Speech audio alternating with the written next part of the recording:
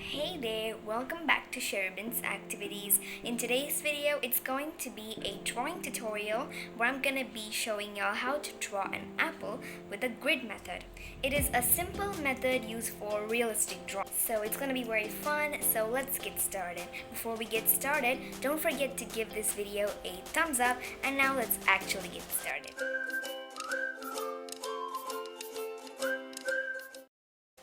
So guys, here's my sketchbook here with me, and this paper in my sketchbook is thicker than printer paper. Printer paper is too thin and your drawing won't stay for long in there. But this paper, like thick papers, can be used for drawing. They're suitable for it. Now we'll just move on and draw the grid lines or the guidelines. Now you measure the width and breadth of your paper, and I'm gonna do so as well.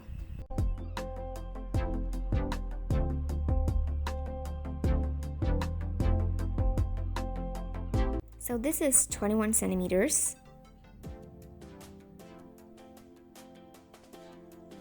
And this is 30 centimeters, so that is 21 into 30 centimeters. But since it has this line, I'll show you. So this line is for just tearing the paper. We're gonna just measure till that. So this is 28 centimeters. That is 21 into 28 centimeters. Now we're gonna take measurement in inches and just mark them. So roughly I'm gonna be taking 1 inch. So you can see after that dot there is still some gap, and that measures 4 small dots. I don't know what it's called. So I think it should be measured as 1.4 inches as a distance.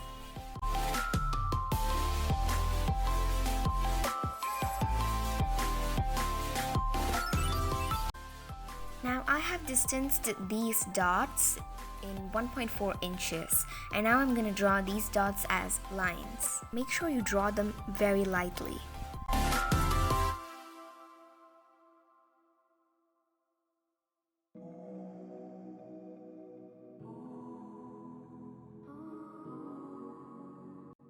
So I've completed drawing these now. I don't think you can't really see them. So as I told you before, draw them very lightly and neatly. So now we're gonna draw horizontal lines. And for that, we're just gonna follow the same method as we did for the vertical ones.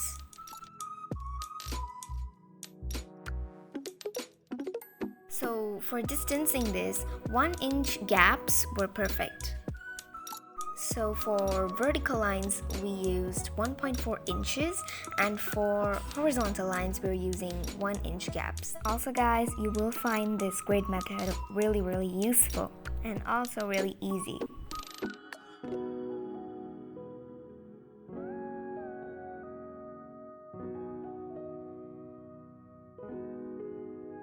Now these look perfectly alright, and I love these grid lines, they look so neat. And once again, this is only a guideline, so please don't draw this dark. Just draw it lightly so that you'll be able to erase it easily. Now we'll try and draw the outline of the apple.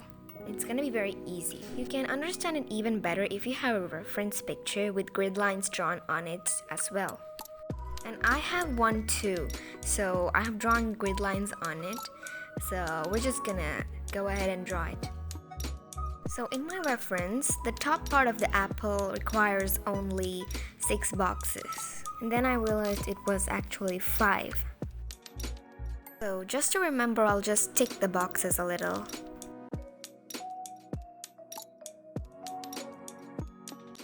Yes, that's 1, 2, 3, 4, 5, 6. Actually, it's 5. I still didn't realize that. So I'm just checking out my reference.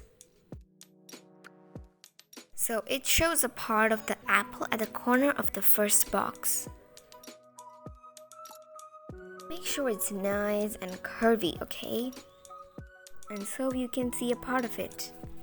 So in the second box, the apple comes out a little like, I don't know, a little round, but also like a table. You can understand it better now.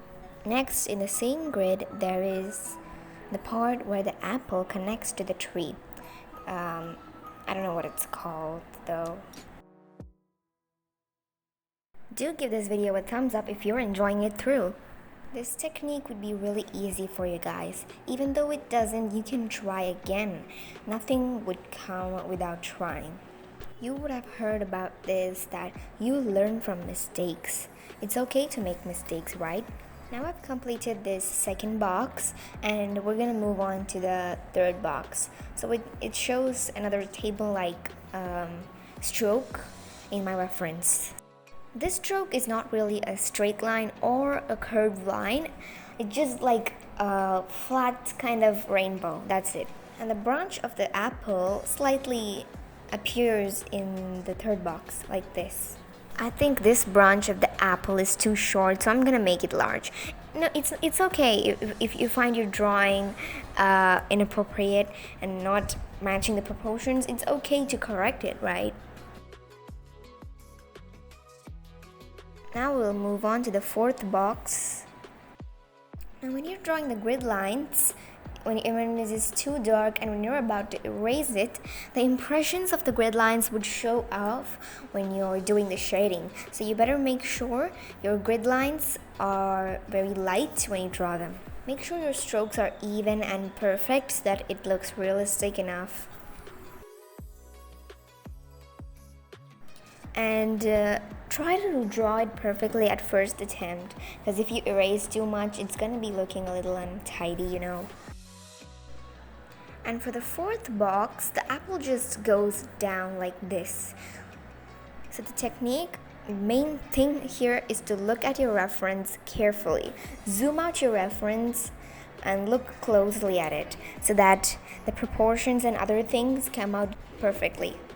And the only technique for any drawing you're doing is patience. Without patience, your drawing is going to turn out unexpectedly wrong. So you can see how my hand has shaken in the drawing, like it's not even. So correct that if your drawing is like at that as well. Now we're going to draw the sides of the apple.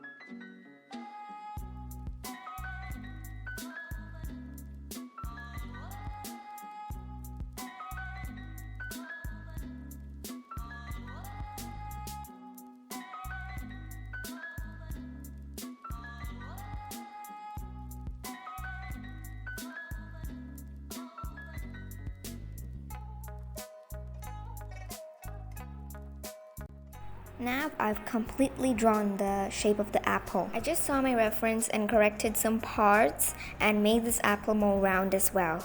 Made those parts precise and nice, and I just blocked those parts where my hand was shaken. So you can see I've just drawn the lines a little perfectly and not like peeping out and so on. So, and round as well. The apple needs to be round. And now we'll do the shading. Before that, I drew this part as well, that round like thing. So for the shading, when I saw my reference, the light comes like in this direction and the shadow is applied here. For shading, we need to think of the lighting and everything, and then we should do it. We should just look at the reference carefully and do it. So let's start it. Keep your blending stumps or tissues or paintbrushes or earbuds ready. Okay, we forgot to do one thing. We forgot to erase these guidelines before shading. So just lightly erase them, okay? Oh, so I spent all my energy on erasing and now... Okay, let's continue shading. Like I always say about blending stumps, you can use any earbuds or paintbrushes or anything to blend it. And also make sure it's a soft surface. Only soft surfaces work like that. And in my reference, the light comes like on top of the apple and the shadow is applied behind the apple. So we're just gonna use this pencil, and for the dark areas like the shadow and things, we're gonna use a darker pencil like 6B pencils. So first we do the front side of the apple, that is the lighter side. Make sure you hold your pencil like this so that the sharp point of the pencil does not make the drawing too untidy.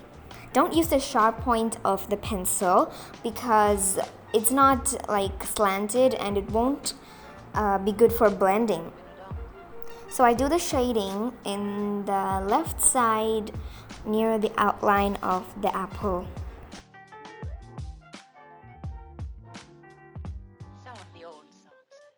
So let me know in the comments if you guys like apples or whatever fruit you like. Let me know in the comments. I think I like oranges, mangoes, and apples.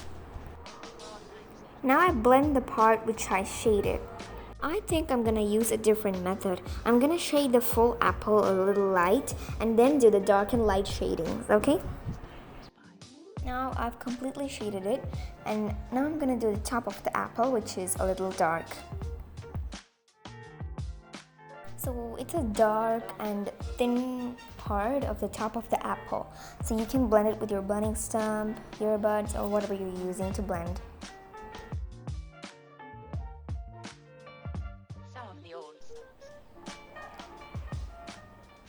Now I'm gonna do the side of the apple, which is really dark. You know, the light is coming from the left side of the apple, so it will be dark. Make sure you use a blunt pencil, and the blunt pencil should be dark as well. So in that place, in the side of the apple, it is fully dark, and in the middle like this at the apple, it just goes from dark to light. And guys, don't be like, yeah, it's blending, it's really easy, we can do this fast. Everything needs patience, okay? Do it slowly and nicely.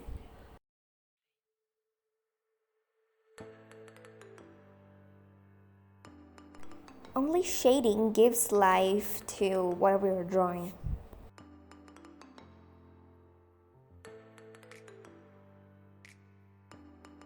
When you're doing a drawing, it's not like you should only complete this drawing and get up from that place.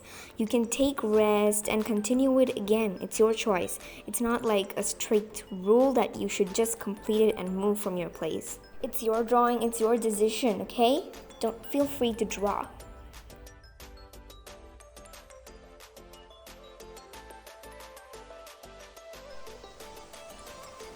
Once you've completed shading a bit of it, now make the whole thing a little dark, okay? It adds more depth into it and makes it more realistic.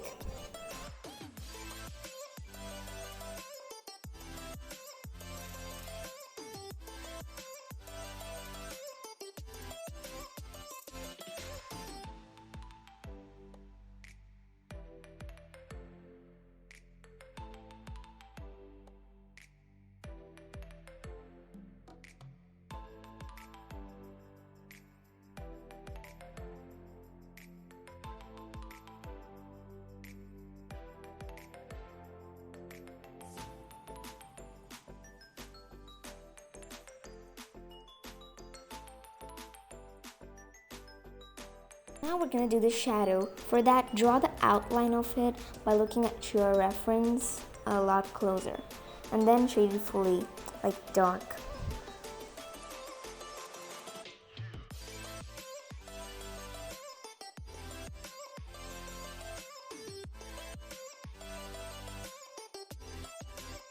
When you're doing the shadow, the pencil strokes may show off. To avoid that or to prevent that, you just use your blending stump and make it smooth. And once again, blend all of that together and do your final touches as well. That's it, guys. If you tried this out, then well done. You did a great job with me today. And do give this video a thumbs up. I hope you enjoyed watching this video. If you did, let me know by dropping a comment and subscribing to my channel. Also, don't forget to share this video, and I'll meet you guys in the next video. Until then, bye!